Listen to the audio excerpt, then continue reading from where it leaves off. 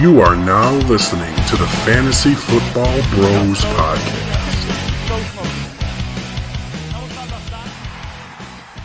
All right, get dunked on, bro. Adam, we'll let you start this one because I started the other two. We're getting dunked on, okay? And here's who I'm going to dunk on. Josh McDaniels. Not Mike McDaniel. Not Mike McDaniel. Josh McDaniels. He's so high. Josh McDaniels, head coach of the Las Vegas Raiders. McDaniels. If you're playing the Kansas City Chiefs with 4 minutes and 17 seconds left on the clock and you decide to go for two, are you kidding me? Against one of the best offenses in the league, which, mind you, you did get the stop that you needed. Okay? But now imagine you were tied and not having to play in panic mode to catch up and score kick a field goal, score a touchdown. You could have been tied and played a completely different game against the Chiefs. I mean, I see what you're saying. I don't hate the call, and here's why. I don't. And here's why. You want the win. You want to go for the win. And okay? you said it's one of the best offenses in the NFL. You go against the Chiefs 2-1, they're going to score. Whether it's kick a field goal or score a touchdown. Your mind, I understand where you're coming from, but you want to go up, and it forces them to play a different game than they normally would. But you failed. But there was also 4 minutes and 17 seconds left. Well, that's why that I is don't think a lot of time. That's why I don't think it's such a bad idea. The reason I'm saying that and I'm arguing for it. Now I like the Raiders, but I've never been big on Josh McDaniels. I don't defend everything I say. You're right. There's 4.5 minutes left, so they're probably going to run down and score within 2 minutes, and you're going to get the ball back. You get up for just in case you stop them, then you have the lead. Or if not, you're down by 1 point. I certainly agree with that aspect of it. But tell me, Josh Jacobs looked unstoppable. So that's why they went with that play.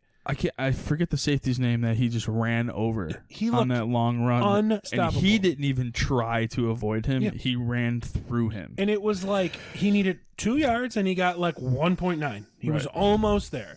And he was unstoppable. You take the win in a division game against the best offensive league. If they're going to run down and score, then you've still got time, which they almost did.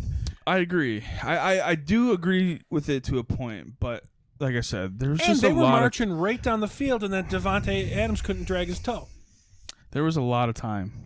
Right, that's why it's a good thing. It wasn't like the end of the game. Yeah, but I still would have rather tied it. Play for the win, man. Sometimes you got to play for the win in a big game like that. Punches for punches. Imagine if the Bills went for two, and for in the playoffs. The 13 seconds, whatever. But if we, it's just sometimes you got to be you know what? You can't stop my running back. Stop him, and they did with an inch. But what is Vegas's record? They are 1-4, and they've lost every game by less than 6 points. That is true. So I mean, they're not as bad as people are making them out to be. I don't think they're bad. Yeah, I just think that play was bad. I don't know. Sometimes you got to go out and win the game. I'm not Mr. Conservative like that. It's just sometimes you got to play to win that fucking game. I don't disagree with anything. That's why it was super hard for me to choose that get dunked on. But Josh McDaniels, be better. Well, I'm gonna get dunked on somebody in the same game, and that is Davante Adams.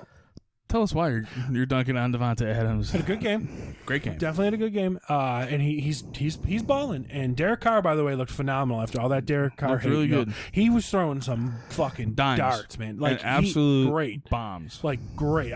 You guys know I'm pro Derek Carr. So Davante Adams, you bobble that ball and you don't get that first down. Okay, not an easy catch. I get it. Could I do it? Absolutely fucking not. But you're the highest paid receiver in the NFL. You should have made that catch, which would have gave you first down field goal position already. And then the next play, somebody made a mistake. A lot of people are calling it Hunter Renfro's mistake. Who knows? I would almost say it's Davante Adams' mistake because Hunter Renfro's been on the team for 4 years. He probably knows the playbook, but it's a new playbook, right? So I don't know. True. So they collide. They run into each other. Yep. Davante Adams and Hunter Renfro. And I don't know if you saw this, but I believe it was Davante Adams that got up looking for a flag. Yeah. Yep.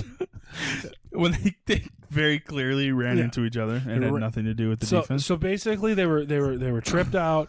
Devontae was running, a streak, and it looked like Renfro was running up and out. And he ran his out right into Devontae. To me, that sounds like Devontae wasn't hustling or something, because think about this. How the hell 25 yards down the field is Hunter Renfro stride for stride with Devontae Adams? Exactly. Right? So that's why I'm saying this is on Devontae Adams. He might have been tired. Hunter Renfro's not the most fleet of foot guy.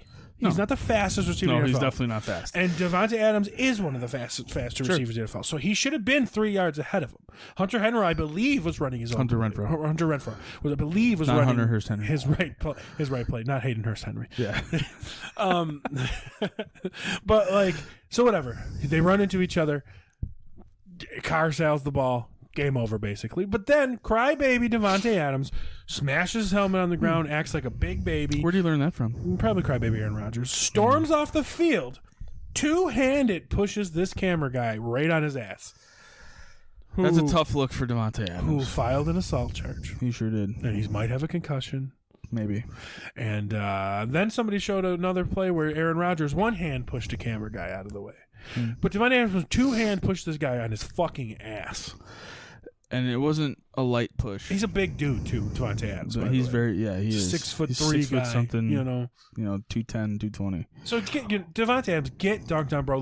Be better. I think it's safe to say this week, dunk on the Raiders. The Raiders get dunked on. They looked great. They looked good against the Chiefs. They looked so good. I don't want to dunk on them. And here's the thing. I look at this game because the Raiders looked good against the Chiefs. The Bills are going to look so good against the Chiefs. I'll tell you right now, and Jay's not here to defend it. As of this week, the Raiders are a better team than the Chargers. I don't care. The Chargers do not look good right now. They don't. They do not look good. And the Raiders don't look have great. Their best receiver. They just don't look good, though. So it's like, right now, the Raiders are a better team. Their defense can't stop anybody. They spent a lot of money on They them. are getting ran all over. Well, that's because J.C. Jackson's really overrated. No, J.C. Jackson sucks. Super overrated. He sucks. Khalil Mack is fine. Cool, yeah. But he's also in his 30s now. Hey, take it easy. He's a beast. Oh, don't get me wrong. He's fantastic. I always thought he was a touch overrated too, and I'm a Raiders fan, mind you. He's absolutely incredible. I always thought he was a touch overrated. He was never. But he's older now. He's in his 30s. But in general, he was never the best pass rusher in the NFL. He might have been top 5, but he was never better than Von Miller. He was never better than J.J. Watt. He was not. He was always good. He was fine. You are now listening to the Fantasy Football Bros Podcast.